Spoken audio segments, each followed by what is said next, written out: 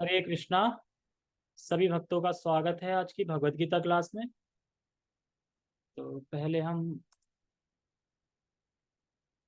मंगलाचरण करते हैं। ओके।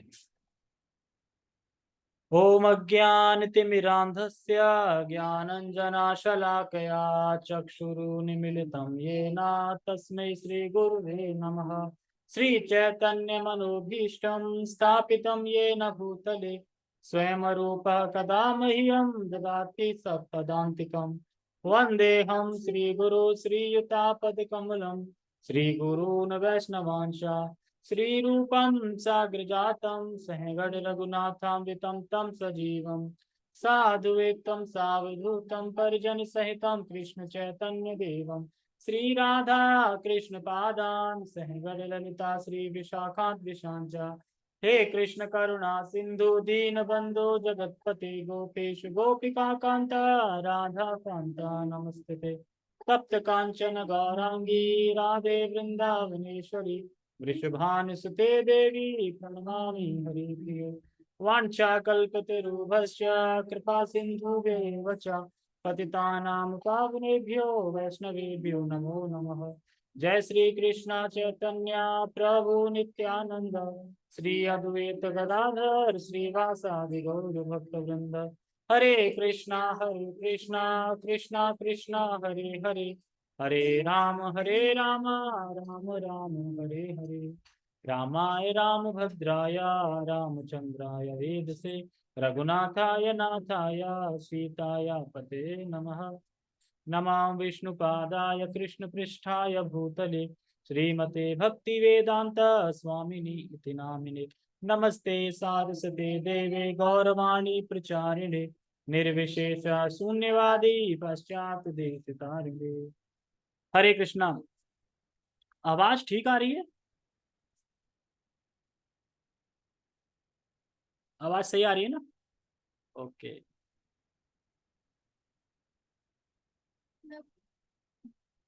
ठीक है, देखो आज का श्लोक बहुत अच्छा है और आज के श्लोक को पढ़ने के बाद हमें ये लगेगा कि हमें भक्ति करनी ही चाहिए, नहीं तो हम मच्छर भी बन सकते हैं और शायद मच्छर बने हुए हैं और दोबारा भी मच्छर बन सकते हैं। तो ऐसा नहीं है कि मच्छर में आत्मा नहीं होती, मच्छर जीव नहीं, मच्छर तो सिर्फ मारने के लिए है। कहते हैं ना कि कोई भी कितना भी बड़ा शक्तिशाली इंसान हो, उससे एक मच्छर हरा सकता है, मच्छर गिरा सकता है, मच्छर टपका सकता है। अगर डेंगू मच्छर ने खा लिया तो क्या होगा? हरी बोल हो सकता है उसका, यानी कितना बड़ा भी हो, साइंटिस्ट हो या फिर राजनीतिक में हो, किसी भी चीज में हो, तो एक मच्छर भी मार सकता है। तो इसलिए कभी अहंकार नहीं आना चाहिए कि हम ये हैं, हम वो हैं, हम ये हैं। ठीक है। तो प्रकृति पुरुष की यहाँ पे चर्चा हो रही है, तो उस चर्चा को हम आगे बढ़ाते हैं और पहले हम श्लोक का उच्चारण करते हैं, फिर समझने का प्रयास करते हैं। पुरुषः प्रकृतिस्थो ही भुंक्ते प्रकृतिजान् गुणान् कारणं गुणसङ्गोऽस्य सद असोदजन्मसु। पुरुषः प्रकृतिस्थो हि भुंक्ते प्रकृतिजान् गुणान् कारणं गुणसङ्गोऽस्य सद असद्यो निजन्मसु। पुरुषः प्रकृतिस्थो हि भुंक्ते प्रकृतिजान् गुणान् कारणं गुणसङ्गोऽस्य सदसद्यो निजन्मसु। हवा कम करके रखना, स्लो कर दो बिल्कुल। ठीक है, तो हम समझने प्रयास करते हैं। देखो, पुरुषः प्रकृतिस्थो हि भुंक्ते प्रकृति जान गुणान। ही मतलब होता है निश्चय ही मतलब निश्चय ही। निश्चय ही पुरुष, पुरुष मतलब यहाँ पे किस पुरुष का वर्णन हो रहा है? जीवात्मा का, ना कि भगवान का। भगवान पुरुष परा है। ठीक है। तो निश्चय ही पुरुष यानी जीवात्मा भौतिक प्रकृति में स्थित है, यानी भौतिक प्रकृति में स्थित है, भौतिक प्रकृति में एकदम सेट है, एकदम बढ़िया स्थित है। क्या कर रहा है स्थित होके? नमकीन खा रहा है? क्या कर रहा है स्थित होके? नमकीन नहीं खा रहा है। भूंगते प्रकृति जान गुणान। यानी प्रकृति के द्वारा उत्पन्न गुणों का वो भोग कर रहा है। गुणों से मतलब समझ रहे, गुणों का भोग कर रहा है मतलब गुण कैसे खाएंगे हम। गुण का मतलब है कि रजोगुण आहार, सतोगुण आहार, ठीक है, और तमोगुण आहार का भोग करते हैं, एक ये। दूसरा, डिस्को जा रहा है तो उसका भोग कर रहा है, रजोगुण हो गया।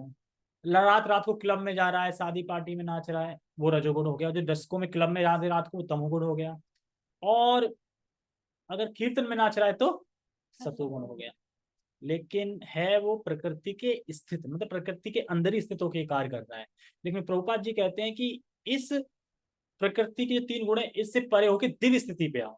तो दिव्य स्थिति में आते हैं जब हम भक्ति करते हैं और हर क्रिया भगवान के लिए करते हैं, तब हम दिव्य स्थिति में होते हैं। नहीं तो हम, अगर कोई अच्छा खा रहा है, अच्छा पी रहा है, अच्छा आहार ले रहा है, सात्विक जीवन जी रहा है, सतोगुण में स्थित है, इससे पुण्य मिलेंगे उसको, लेकिन है गुण में ही। जैसे कि रजोगुण, तमोगुण, सतोगुण जो प्रकृति के तीन गुण हैं, ये माने गए हैं। जैसे कि जो रजोगुण है वो चांदी की रस्सी है, तमोगुण है वो लोहे की रस्सी है, और सतोगुण है वो सोने की रस्सी है। लेकिन काउंट तो रस्सी में ही होंगी, तीनों रस्सी ही है, यानी तीनों से बंध सकते हो आप। ऐसा नहीं सोने की रस्सी तो अच्छा है, सोना मिल गया है ना, लेकिन बंधे तो हो ना। मान लो मैं सोने की रस्सी से बांध दूं तो क्या मिलेगा, तुम बंधे तो रहोगे तब भी। ये चीज समझनी है।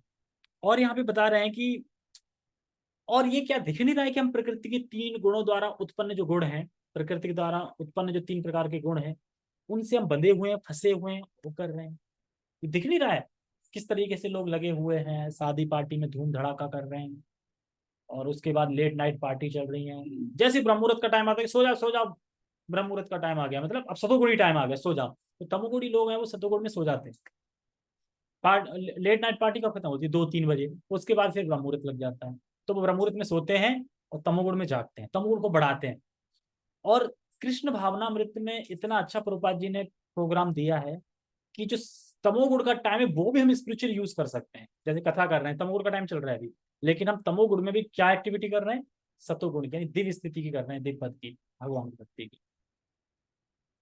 तो ये दिखता है कि गीता की शिक्षा है, तो हमको जीवन में ये दिखना चाहिए कि हाँ, गीता की जो शिक्षा है, गीता में जो बताया जा रहा है वो हो रहा है।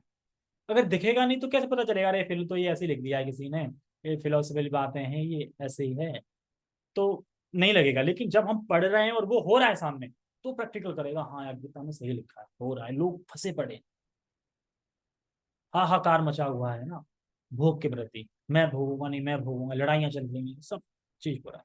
जैसे कि अभी जो बांग्लादेश में हो गया है, नहीं श्रीलंका, श्रीलंका में कुछ हिंदुओं को, कुछ हिंदुओं के प्रति कुछ करा जा रहा है, मतलब उत्पीड़न या कुछ भी। हाँ, अभी नहीं आया था, रिसेंटली मैं वीडियो देख रहा था। तो उसमें यही है, क्योंकि पूरा अभाव हमारी गलती है।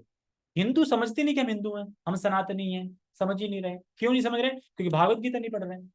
अगर भागवत गीता पढ़ी जाएगी तो हम एकदम स्ट्रांग हो जाएंगे अपने धर्म के प्रति।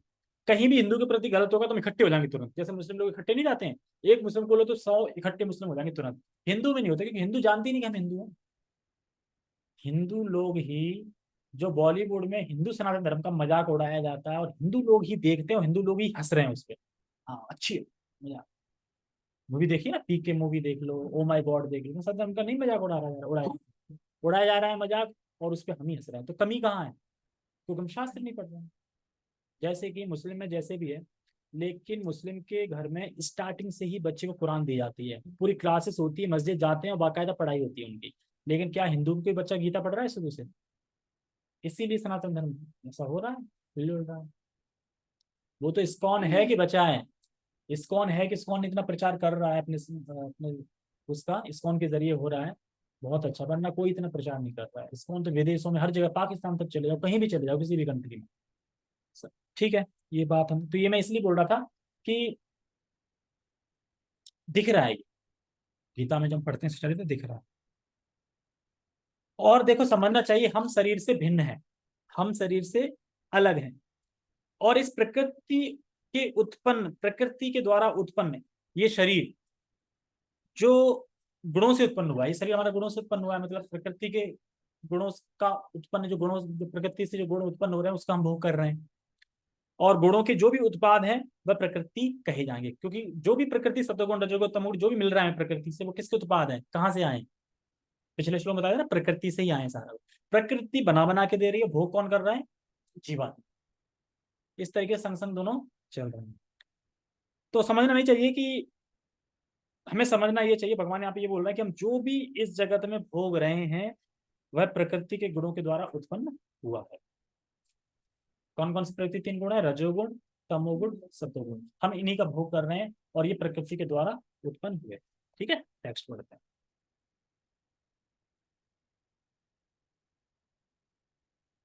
इस प्रकार जीव प्रकृति के तीनों गुणों का भोग करता हुआ प्रकृति में ही जीवन बिताता है। बताया था ना, स्थित है, मतलब प्रकृति के गुणों का ही भोग कर रहा है, इसी में जीवन बिताता है। उसको पता ही नहीं कि यहाँ से निकलना है। क्यों? अविद्या के कारण। तो यहाँ पे बता रहे हैं बिताता है। क्या आप ये समझ पा रहे हैं? प्रकृति के तीन गुणों का भोग करने का क्या अर्थ है, बताइए अभिषेक। प्रकृति के तीन गुणों का भोग करने का क्या अर्थ है?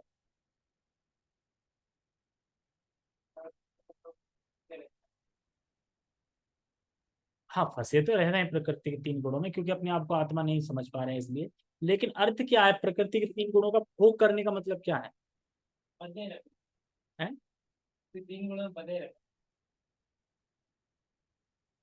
भोग कर रहे हैं, कैसे कर रहे हैं भोग? हाँ, बंधे तो हैं तीन गुणों में। मतलब कहने का यह है, राइट, अगर शब्द लिया जाए, संग कर रहे हैं। प्रकृति के तीन गुणों को भोग रहे हैं, इसका अर्थ की ये है कि हम तीनों की तीनों गुणों से भोग उत्पन्न जो पदार्थ हैं उनका वह भोग कर रहा है। तो तीनों गुणों का हम भोग कर रहे हैं। तो तीन गुण से कौन कौन से पदार्थ उत्पन्न हुए हैं जिनका हम भोग कर रहे हैं? इनसे क्या क्या उत्पन्न हुआ है? जैसे रजोगुणी खाना, सतोगुणी खाना, तमोगुणी खाना, रजोगुणी पहनना, सतोगुणी पहनना। भोगी तो कर रहे हैं ना, कपड़े हम पहन रहे हैं तो उसे भोगी तो कर रहे हैं ना कपड़े का पहन के। तो कोई रजोगुणी कपड़े पहन रहा है मतलब स्टाइलिश कोट पैंट, और तमोगुणी तो कपड़े अलग ही होते हैं टाइप के। वो मतलब हुंस से लगते हैं और पहनते नहीं, फटे पुराने, मतलब फाड़ लेंगे ऐसे करके, अलग ही टाइप के। और सतोगुणी क्या पहनते हैं? धोती कुर्ता ये सब पहनते हैं। तो हर चीज में तीन गुण दिख रहा है ना, हर चीज में तीन गुण है। अगले नेक्स्ट चैप्टर आएगा अभी तीन गुणों का, उसमें हर चीज के तीन गुण बताएंगे। दान भी तीन गुण के होते हैं, खाना भी तीन गुण का है, क्रोध भी तीन गुण का है, रहना भी तीन गुण का है, सोना भी तीन गुण का है। हर चीज एवरीथिंग इस तीन गुणों में हो रही है। प्रकृति के तीन गुणों द्वारा ही सब कुछ हो रहा है इस जगत। ये समझ लो, ठीक है। तो कारण क्या है? संग आसक्ति से। तो यहाँ पे बता रहे हैं यह उस प्रकृति के साथ उसकी संगति के कारण है। क्या कारण है? आसक्ति के कारण। और हम क्यों संग कर रहे हैं? आसक्ति है, अटैचमेंट है। और क्यों अटैचमेंट है? क्योंकि हम भूले हुए हैं। इस तरह उसे उत्तम तथा अधम योनियां मिलती रहती हैं। अब कोई बोले कि क्यों संसार में अच्छी योनि बुरी योनि बनाई गई है? क्योंकि जैसे जैसे हम भोग कर रहे हैं उस हिसाब से वैसे वैसे योनियां मिलती हैं। ठीक है, तो तमोगुण का संग करेंगे तो कौन सी योनि मिलेगी? नीच योनि में जाएंगे, निम्न योनि में। रजोगुण का संग करेंगे तो कहाँ जाएंगे? कहीं नहीं जाएंगे, इस पृथ्वी पे रहेंगे, इंसान का जन्म मिलेगा। ठीक है, और सतोगुण का संग करेंगे तो किसका जन्म मिलेगा? किस योनि का जन्म मिलेगा? भक्त का नहीं मिलेगा। हैं? बढ़िया घर का तो रजोगुण वाले को मिलेगा। रजोगुण बहुत जीने की इच्छा है, मतलब वो चीज तो उस लेवल पे बता रही हूँ ना कि सतोगुण जीवन जिया है, स्वर्ग गया, वो भक्ति में हो रहा है। भक्ति कर रहा है और गिर गया, उसको मिलेगा किसी मतलब वैष्णव के घर। हाँ, बाकी अमीर के घर मिल सकता है सतोगुणी को, लेकिन देवता योनि मतलब उसे देवता का शरीर मिलेगा। वो स्थित देवता में स्थित है। जो सतोगुणी जीवन बिताया है जिसने पूरे, वो देवता बन जाएगा। जिसने रजोगुणी जीवन बिताया वो इसी संसार में आएगा। और जिसने तमोगुणी जीवन बिताया वो कुत्ते बिल्ली चूहा मगरमच्छ सांप आप इत्यादि, बिच्छू इच्छू कांतर वांतर जो भी, इनमें जाता है। ठीक है, आगे प्रोपा जी बताएं। और देखो ध्यान दो, और लास्ट में इसमें कह रहा है कि अधमयोनि मिलती रहती है। देखो ये श्लोक बहुत महत्वपूर्ण। ऐसा नहीं है कि अगर हम अज्ञान में रजोगुण तमोगुण का संग करते हैं, अज्ञान में, जानबूझ के नहीं कर रहे हैं, अज्ञान में कर रहे हैं, तो इसका अर्थ ये नहीं है कि हमें दंड नहीं मिलेगा। भाई हमने, अब तुम यमुना से बोलो यार, हमें तो पता ही नहीं था कि ये दंड मिलते हैं तमोगुण का संग करने से, हमें तो तमोगुण ही नहीं पता क्या होता है। मान लो कि बोले हमें तमोगुण ही नहीं, मैंने कभी शास्त्री ही नहीं पढ़ा, देखा ही नहीं, तो क्या उसे माफ कर दिया जाएगा? नहीं माफ कर दिया जाएगा, दंड तो मिलेगा ही मिलेगा। चाहे अज्ञान में ही तमोगुण का संग किया है तो दंड मिलेगा ही मिलेगा। और मानव जीवन क्या है? एक चौराहा है। चौराहा समझते हैं? चारों तरफ रास्ता जाता है। तो मानव जीवन एक चौराहे की तरह है। और बाकी जितनी भी योनियां हैं वो वन वे ट्रैफिक है। वन वे ट्रैफिक का मतलब होता है कि बस सीधे ऊपर चलते जाना, चलते जाना, चलते जाना। अब कोई अगर कुत्ते की योनि में है तो कुत्ते की योनि से फिर क्या आएगा, उससे ऊपर की योनि में आएगा, फिर उससे ऊपर की योनि में आएगा, फिर और ऊपर आते आते वो एक दिन मनुष्य की योनि में आ जाएगा। क्यों? क्योंकि प्रकृति के नियम जो है उस पर लागू नहीं होते। वो तो कोई उल्लंघन नहीं कर रहा ना कि रजोगुण तमोगुण कर रहा हो, वो तो कुछ कहेगा, क्योंकि वो स्वतंत्र नहीं है, वो तो बद्ध है। जो प्रकृति है उसके हिसाब से वो अपना करता रहेगा, वो बद्ध है बिल्कुल। तो वो अपने आप ऊपर ऊपर स्टेज आता जाएगा। लेकिन जो मानव जीवन है, इसमें स्वतंत्रता है हमारे पास। हम मांस भी खा सकते हैं, हम शाकाहारी भी खा सकते हैं, और हम प्रसाद भी खा सकते हैं। ये किसके ऊपर है? मानव जीवन के ऊपर। मांस खाएंगे तो कहाँ, निम्न योनि में। शाकाहारी खाएंगे तो इंसान बनेंगे, और प्रसाद खाएंगे तो भगवान के धाम जाएंगे। ठीक है, तो समझ में आ गया।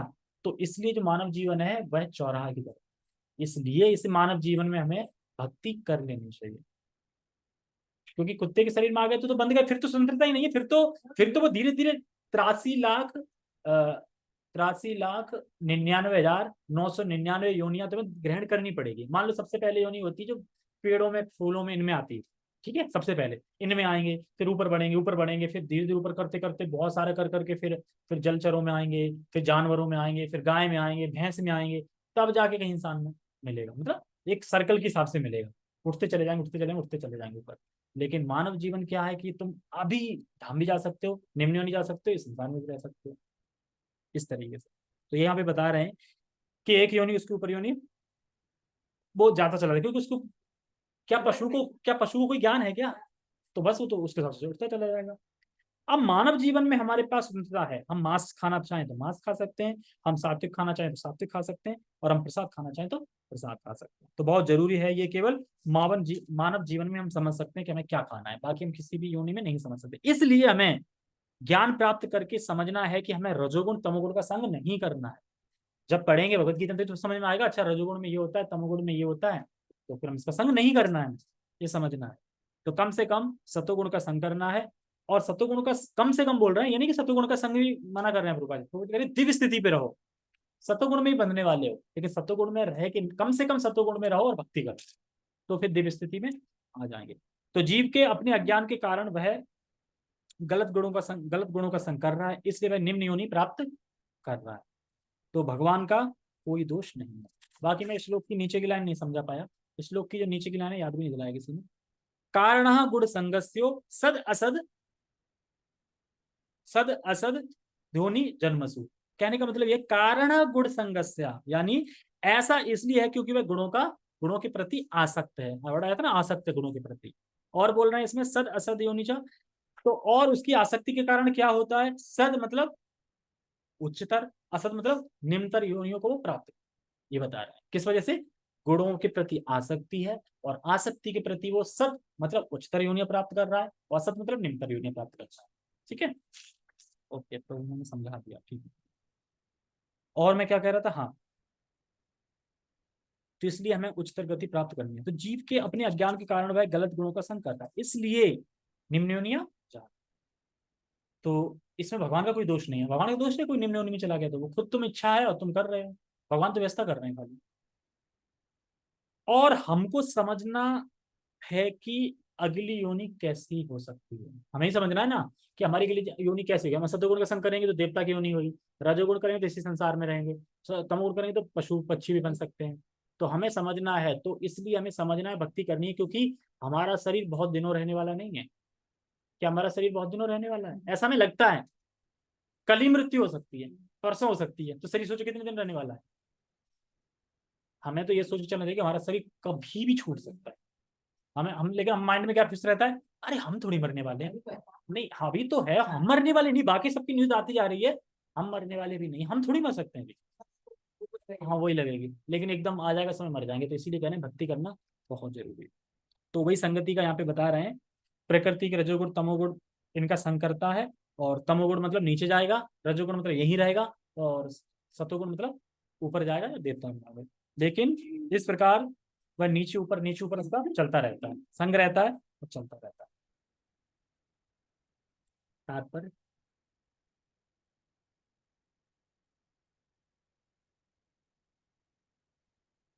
अरे तात्पर्य कहाँ है नहीं क्या? अ, तात्पर्य बहुत अच्छा लिखा है प्रभुपाद जी ने, देखो तात्पर्य पढ़ने से मैं बता दूं कि जो प्रकृति के गुण ही करा रहे हैं उन लोगों को जो बद्ध है। प्रकृति गुण ही तो सब कुछ करा रहे हैं ना, लेकिन किन लोगों को करा रहे हैं? जो इस भौतिक जगत में बद्ध हैं, फंसे हुए हैं, आ सकते हैं। लेकिन जो मुक्त जीव है उसको प्रकृति गुण नहीं करा रहा है, वो भगवान की व्यवस्था करता है सारा कुछ। प्रकृति के गुण नहीं करा, प्रकृति गुण के अधीन नहीं है वो, प्रकृति गुण से परे हो जाता है। क्योंकि जिस तरह हम भगवान के अंश है, भगवान प्रकृति के गुण के परे हैं, हम भी प्रकृति के गुण के परे हैं। लेकिन क्यों हम अपने आप को शरीर मान रहे हैं? इसलिए प्रकृति के गुणों में बद्ध हो गए। जिस दिन हम समझ जाएंगे हम आत्मा है, भगवान के दास हैं, सेवा में लग गए, भक्ति करना स्टार्ट कर दिया, उस दिन हम प्रकृति गुणों के परे हो जाएंगे। तो भगवान है तो हम भी हो जाएंगे एज इट इज। ठीक है। और बता रहे हैं कि इस श्लोक में हमें ये नहीं कह सकते कि भगवान का दोष है, क्योंकि इसमें दिख रहा है साफ साफ, जैसे जैसा हम संग करेंगे वैसा वैसा हमें योनि प्राप्त होगी। इसमें भगवान का कोई दोष नहीं है। ऐसा नहीं है भगवान ने जबरदस्ती हमें ढकेल दिया इस भौतिक जगत में, भगवान ने ढकेल दिया। अरे तुम आ सकते थे, तुम भोग करना चाहते हो, तो भगवान ने क्यों ढकेल दिया? तो हम अपनी इच्छा से प्रकृति गुणों का संग कर रहे हैं, भगवान केवल व्यवस्था करता है। ठीक है। तात्पर्य यह श्लोक यह समझने के लिए महत्वपूर्ण है कि जीव एक शरीर से दूसरे शरीर में किस प्रकार देहांतरण करता है। समझ में आ गया? हम गुणों का संग करते हैं, तमोगुण का संग करेंगे तो ये शरीर मिलेगा, ये योनि मिलेगी। और किस तरीके से हम शरीर बदलते हैं, जो दूसरे अध्याय में, कौन से अध्याय में श्लोक है, बासान से जीव ऐसा करके है, जो कहते हैं ना कि एक नवीन शरीर दिया जाता है, मतलब पूरा उसमें बताया गया, पहले बड़ा होता है फिर वो बढ़ता है, उसके बाद फिर लास्ट में उसे देहांतरण नया वस्त्र दिया जाता है। मतलब कि इसमें घबराने वाली बात नहीं है। कोई फटे पुराने वस्त्रों को त्याग देता, नए वस्त्र धारण कर लेता, उसी तरीके से आत्मा फटे पुराने इस वस्त्र को त्याग देती है और नए वस्त्र धारण कर लेती। तो वही बता रहे हैं कि ये श्लोक बहुत महत्वपूर्ण है ये समझने के लिए कि हम दूसरे शरीर कैसे देहांतरण करते हैं। दूसरे अध्याय में बताया गया है कि जीव एक शरीर को त्याग कर दूसरा शरीर उसी तरह धारण करता है जिस प्रकार कोई वस्त्र बदलता है। बताया ना दूसरे अध्याय। वस्त्र का परिवर्तन इस संसार के प्रति आसक्ति के कारण है। समझ में आ गया? क्योंकि वह गुणों के प्रति आसक्त है, उसी की वजह से क्या उसका चक्र चलता जा रहा है, देहांतरण देहांतरण देहांतरण होता है। क्योंकि एक भी इच्छा रह गई तो आना पड़ेगा, एक भी इच्छा रही तो आना पड़ेगा इस संसार में। शरीर का परिवर्तन इस जगत में अनादि गुणों के द्वारा उत्पन्न विषयों का भोग करने की अनादि स्प्रेहा, स्प्रेहा मतलब की इच्छा है, स्प्रेहा है उस चीज को करने की।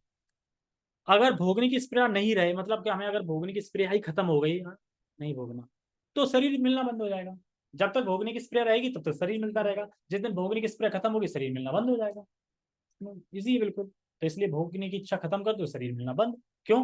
क्योंकि कोई इच्छा ही नहीं रहेगी तो शरीर क्यों मिलेगा? तो शरीर कब मिलता है? जब मुझे कोई, जान लो कि मैंने किसी के 500 रुपये ले लिया, मुझे उसे चुकाने हैं, तो मुझे शरीर धारण करके मानव जीवन लेके तभी तो पैसे चुकाऊंगा ना उसके। ऐसा तो नहीं कि जानवर के उसमें आके जानवर के रूप में दे दूं उसको पैसे, या ऊपर से आत्मा बन के दे दूं। आना पड़ेगा ना इस धरती पे, चुकाने पड़ेंगे। इसी तरीके अब मान लो कुछ किया ही नहीं, कोई भोग इच्छा ही नहीं है, तो फिर क्यों आना पड़ेगा? नहीं आना पड़ेगा इस जगत में। यही पे बता रहे हैं कि भक्तों के लिए ये भी सोचना खतरनाक है, काश, काश के बाद क्या है? शरीर प्राप्त। फिर कर दिया काश, फिर शरीर प्राप्त। काश थोड़ा लंबा हो गया ना तो शरीर प्राप्त हो जाएगा। लेकिन अगर ये वाला काश है, काश कि मैं भक्ति और अच्छे से करता, काश मैं 16 माला जब अच्छे से करता, काश मैं भगवान को देख पाता, तो ये काश अच्छा है। लेकिन वो लंबा वाला काश है, वो शरीर द्वारा ला देगा। जैसे ही काश किया तो काश कुछ ना कुछ तो काश में होगा ना, काश, तो बस वो हो गया, शरीर मिल गया। तो भक्ति करने से देखो, जब जब हम भक्ति करते हैं जैसे जैसे, तो भक्ति करने से जो व्यर्थता का एकदम स्पष्टीकरण होने लगता है। व्यर्थता मतलब कि फालतू में लगे हुए हैं। जब भक्ति कर रहे हैं तो क्या हम लोगों को देख नहीं रहे हैं कि लोग भूख के कारण कैसे लगे पड़े हैं ना, भीड़ में दौड़ रहे हैं, इतना वो कर रहे हैं। हम सोच रहे क्या मिलेगा इनको, हम तो ये सोच रहे हैं ना किस तरीके से लगे, इनको क्या मिले, व्यर्थ समय गंवा रहे हैं। हमें सोच रहे भक्ति करते करते ये भाव अपने आप आ जाएगा कि ये व्यर्थ में लगे हैं, कुछ मिलने वाला नहीं। मिलने वाला है कुछ?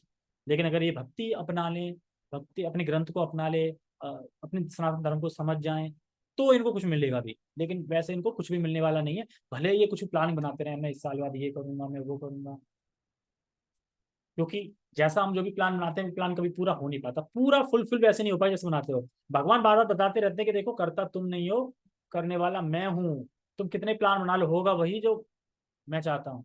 नहीं बनाते हैं प्लान। अभी वृंदावन गए थे, वृंदावन तो वैसे धाम है, लेकिन हमने प्लानिंग जैसे करी थी, क्या वैसी वैसी प्लानिंग हुई थी? जैसे करी थी वैसे नहीं हुई थी ना। हमने सोचा था कि हम वहाँ पहुंचेंगे गाड़ी, लेकिन गाड़ी मैंने पहले ही रोक दिया। है ना। हमने सोचा था वहां से ऐसे कौन जाएंगे, ये मंदिर देखेंगे, तो वो दोपहर में ऐसा हो गया, प्यास लगी तो जमुना घूम के आ गए, लेट हो गए रात को। तो प्लानिंग हमारी नहीं चलती, प्लानिंग तो ठाकुर जी की चलती। ठीक है। तो यही हम पे बता रहे हैं कि स्पष्टीकरण होने लगता है कि इनको भोग करने के प्रयास में लगे हैं, पर क्या प्राप्त होगा, इनको कुछ भी प्राप्त नहीं होगा। कहाँ पे है? जब तक जीव इस मिथ्या प्राकृत पर मुग्ध रहता है, तब तक उसे निरंतर देहांतरण करना पड़ता है। मिथ्या प्राकृत का मतलब होता है झूठा प्रकटीकरण। ये कर लो, सुखी हो जाओगे, यहाँ इस तरीके से सुखी हो जाओगे, झूठा प्रकटीकरण है, इस भौतिक जगत में सुखी हो ही नहीं सकते। तो ये मिथ्या प्राकृत है कि नहीं, इस तरीके से प्रकृति पर प्रभुत्व जताने की इच्छा के फलस्वरूप वह ऐसी प्रतिकूल परिस्थितियों में फंसा रहता है। हाँ, देखो, जीव क्या है? सचित आनंद है, और यहाँ हर वस्तु क्या है? असत, अचित, निरानंद है। तो जो आत्मा है वो प्रतिकूल चीजों में नहीं फंसा है आके, क्योंकि उसके स्वभाव का कुछ है ही नहीं यहाँ पे। अब उसके स्वभाव का कुछ है नहीं, तो वो प्रसन्न रह सकता है यहाँ पे? जैसे मछली को पानी से निकाल कर रख दो, वो प्रसन्न हो जाएगी, मैं तुम्हें हवाई जहाज दे देता हूँ, मैं तुम्हें फ्लैट दे देता हूँ, वो खुश हो जाएगी, हाँ बढ़िया है। वो पानी में ही खुश रहेगी। इसी तरह आत्मा सच्चिद आनंद है, और वो भगवान के प्रेम में ही खुश रहती है, और यहाँ वो चीज है नहीं, यहाँ से विपरीत चीज है सारी। इसलिए वो फिर प्रसन्न नहीं रह सकते, इसलिए हम दुख में पड़े रहते हैं हमेशा। तो ये यहाँ पे बताया जा रहा है कि, और यहाँ हर वस्तु उसके स्वरूप से बिल्कुल भिन्न है। जैसे मछली पानी की प्राणी है, वैसे ही हम सच्चित आनंद के प्राणी हैं, भगवान के प्राणी हैं। तो यहाँ पे हमारा भला नहीं हो पाता, इसीलिए हमें यहाँ पे आके भक्ति करनी चाहिए।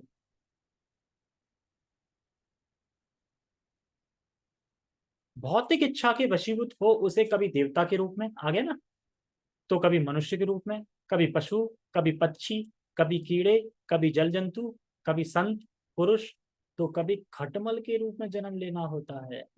खटमल के रूप में। कौन होता है खटमल?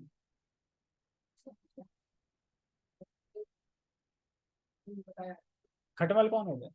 खटमल तो चार पांच होते हैं। हाँ, काटते हैं, लकड़ी काटते हैं। लकड़ी काटते हैं, अपन काटते हैं। आज सोते समय अपने को भी काट दो खटमल। सोचो, खटमल का भी शरीर मिल सकता है, खटमल जीव है ना। तो वही यहाँ पे बता रहे हैं, देखो कहाँ पे है, हाँ, जन्म लेना होता है। तो ये मुश्किल है स्वीकार करना, अरे मैं ये भी बन सकता हूँ। अब बने हो तुम, और बन भी सकते हो दोबारा, अगर नहीं मानोगे तो एक जन्म में हम खटमल भी बने रहे हैं। पर तब प्रभु जी खटमल को मच्छर क्यों बोल रहे थे, पता नहीं। हाँ, फिर नहीं, हम कह रहे हैं मच्छर बने रहे थे, मतलब मच्छर बने हुए थे, मतलब मच्छर भी बन चुके हैं, खटमल भी। तो यहाँ पे ये कह रहे हैं कि थोड़ा भी समझे तो व्यक्ति भक्ति जरूर करेगा, अगर इस खटमल के बारे में सोच ले तो। जैसे कि आगे पढ़ते हैं, यह क्रम चलता रहता है, और प्रत्येक परिस्थिति में जीव अपने को परिस्थितियों का स्वामी मानता रहता है जबकि प्रकृति के वश में। देखो, प्रकृति के वश में है, हम सारा कुछ प्रकृति गुणों के अधीन करना पड़ा। वो देखा ना एक फोटो प्रोपा जी बनवाया है, जो तीन देवियां हैं, वो एक वो नचा रही हैं। हम सोच रहे हैं हम कर रहे हैं, पर ऊपर से नचा रही है, वो हमें रस्सी नहीं दिख रही। जैसे कठपुतली के खेल में क्या है, कराते हैं पर रस्सी नहीं दिखती, क्योंकि कैसे अपने आप कर रहे हैं। उसी तरीके से है कि हमें प्रकृति के गुण दिख नहीं रहे, और करा सब वही रहे हैं। हम सोच रहे हैं हम कर रहे हैं, हम फंसे हुए हैं उनमें, हम कर रहे हैं उनके साथ से। ये चीज में समझनी होगी। ठीक है। तो जब जैसे मच्छर को मान लो, जब मच्छर खून पीने आता है, किसका? हमारा। तो क्या सोचता है? महाप्रसाद है गोविंद सोचता है। सोचता है हो क्या अच्छा आनंद आ गया, क्या भोग मिल गया, मतलब क्या प्रसाद मिल गया। और हम सोते रहते हैं वो बढ़िया खून पीता रहता है। उसे क्या मतलब है कि हम खून पी रहा हूँ तो इसे कितना कष्ट हो रहा होगा, कितना नहीं कष्ट हो रहा होगा, बीमार हो जाएगा। मच्छर को कोई मतलब, मच्छर को मतलब तो खाना मिल गया, उसे कोई कष्ट नहीं होता। मच्छर पूरा भोग वस्तु के हिसाब से देखता है हमको, ये मेरा भोग की वस्तु है, इसको मैं खाऊंगा। उसी तरीके से हम रसगुल्ला, गुलाब जामुन या जलेबी को भोग की तरह देखते हैं, ये मुझे खाने के लिए, पनीर राइस, हाँ खाऊंगा इस तरीके से। तो ये यहाँ पे बताया जा रहा है कि हम कुछ भी बन सकते हैं, इसलिए भक्ति करनी चाहिए। यहाँ पर बताया गया है कि जीव किस प्रकार विभिन्न शरीरों को प्राप्त करता है। यह प्रकृति विभिन्न गुणों की संगति के कारण है, यानी सतोगुण रजोगुण तमोगुण के कारण उसे शरीर मिलता है। यही कृष्ण भावनामृत कहलाता है। कृष्ण भावनामृत में स्थित हुए बिना भौतिक चेतना मनुष्य भौतिक चेतना मनुष्य को एक शरीर से दूसरे शरीर में देहांतरण करने के लिए बाध्य करती है। तुम्हारा भले ही मन ना हो फिर भी तुम्हें वो शरीर धारण करना ही पड़ेगा अपने कर्मों के हिसाब से। बाध्य हो तुम उसको करने का ना। किसी किसी चीज करने के लिए हम बाध्य होते हैं, करना ही पड़ता है। जैसे कि बाथरूम खुशी से कर रहे हो, बाध्य है ना, करना ही पड़ेगा ना। तो इसी तरीके से हमें बाध्य होकर शरीर लेना ही पड़ता है। कोई कथा सुनेगा कि कहाँ से एग्जाम्पल लाते हैं ऐसे लेकिन मैं खाली समझाने के लिए बोल रहा हूँ कि बाध्य होकर करना पड़ता है ना। कुछ भी समझ लो वैसे। जैसे कि रूपा जी कह रहे हैं, आप लोग सतोगुण में स्थित ना हो। मैं अच्छा हूँ, मैं राइट पर्सन हूँ, मैं दान देता हूँ, मैं अच्छा खाता हूँ, मैं पुण्य आत्मा हूँ। तो ये इस भावना भी को भी आप त्याग दो। क्यों? ये भावना भी फंसाएगी, संसार में तो फिर लाएगी, तो ये भावना फंसाएगी। तो हमें ये स्वभाव रखना चाहिए कि मैं भगवान का दास हूँ, मुझे उनकी सेवा करनी चाहिए, और बदले में कोई भौतिक वस्तु नहीं मांगनी है, निस्वार्थ भाव से सेवा करनी है। तो तुम दिव्य स्थिति परिस्थिति में आ जाओगे, दिव्य स्थिति यानी सतोगुण रजोगुण तमोगुण के ऊपर आ जाओगे, और वही हमें आना है। प्राय लोग जो भक्ति कर रहे हैं इसलिए भी कुछ कर रहे हैं कि मन थोड़ा शांत हो जाता है, अब सब कर रहे हैं तो हम भी कर लेने, कोई कहेगा तुमने कोई गुरु ग्रहण नहीं किया, कुछ भक्ति नहीं कर रहे हो तुम, कुछ तो करो, है ना। तो कोई इस वजह से कर लेते हैं, थोड़ा मन सही हो जाता है, शांत हो जाता है। बट ये सही तरीका नहीं है। सही तरीका है कि अच्छे प्रमाणिक शास्त्रों से ग्रहण किया जाए, अच्छा गुरु जो प्रमाणिक गुरु उसको स्वीकार किया जाए, और सही से शास्त्रों गंभीरता से पढ़ा जाए, तो रिजल्ट बहुत जल्दी अनुकूल आएगा। कहाँ पे है? हाँ, क्योंकि अनादिकाल से उसमें भौतिक आकांक्षाएं व्याप्त हैं। भौतिक आकांक्षा क्या है? भोग की इच्छा तो होगी, एक के बाद भोग की इच्छा ही एक के बाद एक शरीर प्राप्त कराती है। तो हमारे अंदर अनंत इच्छा है। तो उन अनंत इच्छाओं के हिसाब से क्या है, एक के बाद एक के बाद एक शरीर मिलता रहता है। एक जन्म में तो पूरी इच्छा होंगी नहीं, इच्छा कभी खत्म होने वाली नहीं है। बहुत सारे जन्मों की इच्छा रहेगी, उसके बाद में मिलता रहेगा जन्म। और अनादिकाल से अनेक इच्छाएं हैं, तो हमारे शरीर मिलता रहता है। लेकिन उसे यह विचार, इस विचार को बदलना होगा। और यह विचार कैसे बदला जाएगा? यह परिवर्तन प्रमाणिक शास्त्र स्रोतों से सुनकर ही लाया जा सकता है। इस लाइन को ध्यान से सुनो। ये परिवर्तन कि हम भोग में लगे हुए इस भोग से हट जाएं, अपने आप को समझ जाएं, अपने स्वरूप को समझ जाएं, ये कैसे होगा? यह परिवर्तन प्रमाणिक स्रोतों से सुनकर ही लाया जा सकता है। यानी हमें गंभीरता से श्रीमद् भगवद गीता, भागवतम, चैतन्य चरित सुनना चाहिए, गंभीरता से पढ़ना चाहिए, देखना चाहिए, सुनना चाहिए, प्रमाणिक स्रोतों से, कहीं से भी नहीं। मान लो फलाना फलाना गुरु जी हैं, प्रवचन कर रहे हैं, ना तो कोई गीता है प्रमाणिक, ना कुछ है, अंग भंग चल रहा है, तो ऐसे इंसान के तुम पूरी जिंदगी भी सुनते रहोगे तब भी भौतिक आसक्ति खत्म नहीं होगी तुम। लेकिन जैसे ही तुम प्रमाणिक सूत्रों से सुनोगे, तुरंत भौतिक आसक्ति तुम्हारी खत्म हो जाएगी कुछ ही दिन में, अगर प्रमाणिक। तो ये यहाँ पे बता रहे हैं कि इसलिए हमें बहुत गंभीरता से शास्त्रों को पढ़ना सुनना चाहिए। हम समझे ये हमारे कल्याण के लिए, कल्याण करना है, तो जब हमारा फायदा हो फिर हम क्या करेंगे। जैसे मान लो कि मैंने शास्त्र पढ़े गंभीरता से, अब मेरा फायदा हुआ, तो मैं प्रीच करूंगा ना, बताऊंगा दूसरे को ऐसे से पढ़ो, सब सही हो जाएगा। जैसे कि जब हमें कोई बीमारी होती है, कोई डॉक्टर कोई दवा देता है, उससे हम ठीक हो जाते हैं, वही परेशानी किसी दूसरे को होगी तो हम नहीं बताते हैं कि देखो तुम ये दवा लो ठीक हो जाओ, मैं भी हुआ तो ये हुआ। इसलिए शास्त्रों को पहले हमें अच्छे से पढ़ना चाहिए, गंभीरता से समझना चाहिए, फिर प्रीच करना चाहिए। क्योंकि जब समझ लेंगे सही से, फायदा होगा, हमें लाभ दिख रहा है हमें, तो हम अपने आप ही ऑटोमेटिक प्रीच करें। क्यों? क्योंकि हमें आनंद आ रहा है और हम ठीक हो गए हैं, तो हम दूसरों को बताएंगे। ये तो स्वभाव है आत्मा का, चाहे भौतिक चीज हो चाहे आध्यात्मिक चीज हो, जो भी हमें अच्छे लगते हैं हम दूसरों को बताएंगे बताएंगे जरूर। तो ये चीज समझेंगे। इसका सर्वश्रेष्ठ उदाहरण अर्जुन है, जो कृष्ण से ईश्वर विज्ञान का श्रवण करता है। यदि जीव इस श्रवण विधि को अपना ले, तो प्रकृति पर प्रभुत्व जताने की चिर अभिलाषित आकांक्षा समाप्त हो जाए, और क्रमशः ज्यो ज्यो वह प्रभुत्व जताने की इच्छा को कम करता जाएगा, त्यों त्यों उसे आध्यात्मिक सुख मिलता जाएगा। कितना सुंदर है, कैसे हम भक्ति में सुखी हो सकते हैं। देखो, जब हम भगवान के बारे में सुनने की इच्छा रखते हैं, तो एक रूटीन नहीं कि बस एक ड्यूटी पूरी करनी है सुनने की, नहीं, एक रूटीन नहीं, वास्तव में इच्छा रखते हैं सुनने की, तो भगवान ये दो चीज करते हैं। एक तो समझ आएगा कि भौतिक आकांक्षा है वो सब जीरो है, फंसाने वाली है। और जो भी भौतिक आकांक्षा है वो अंदर से भगवान ही उनको डिलीट करते हैं। कोई भौतिक चीज में रुचि ही नहीं रहेगी तुम्हारी, जब तुम प्रमाणिक शास्त्रों से सुनोगे, प्रभुत्व आकांक्षा करोगे भगवान को हम जानने के लिए, तो भगवान ही सारा कुछ कर देंगे। तो कोई सामान्य बात नहीं है। प्रभुपाद जी का तात्पर्य प्रमाणिक शास्त्रों से दिया हुआ है, ये कोई सामान्य बात नहीं है। हमें प्रमाणिक शास्त्रों से ये मिल रहा है, तो हमारा बहुत भाग्य है कि हम इसको पढ़ पा रहे हैं।